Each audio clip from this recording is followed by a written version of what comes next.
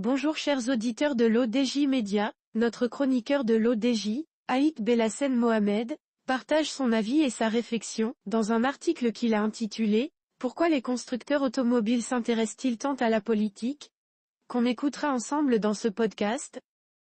Notre ingénieur ouvre sa réflexion de la manière suivante. Les prochaines échéances électorales européennes et américaines deviennent le théâtre d'une attention particulière de l'industrie automobile. Pourquoi tant d'intérêt des constructeurs pour la politique ? L'avenir de ce secteur clé semble être intrinsèquement lié au choix des électeurs lors des consultations à venir. Notre chroniqueur démarre son argumentation de la manière suivante.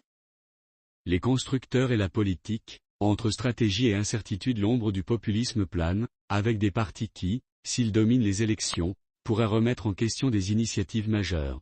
En Europe, une victoire des partis populistes en juin pourrait remettre en cause l'interdiction des voitures thermiques d'ici 2035. Outre-Atlantique, un retour de Donald Trump à la Maison-Blanche pourrait signifier la fin des incitations américaines en faveur de la voiture électrique. Certains pourraient imaginer que les constructeurs préféreraient un retour en arrière, leur permettant de revenir à leurs anciennes pratiques. Cependant, il est crucial de comprendre que l'industrie automobile a déjà franchi le point de non-retour.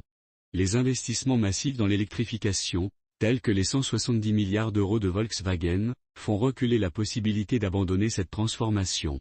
Malgré les incertitudes politiques, les constructeurs continuent leur transition vers l'électrification. Les grandes entreprises automobiles comprennent que l'avenir réside dans la durabilité et l'innovation.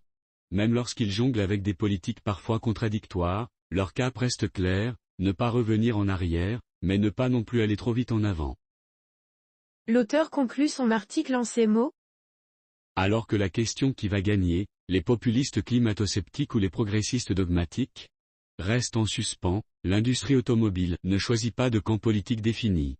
Elle préfère naviguer entre les extrêmes, évitant le climato-scepticisme tout autant que l'écologisme dogmatique.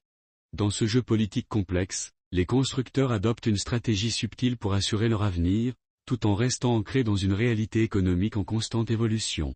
Rédigé par Mohamed Aït Belassen.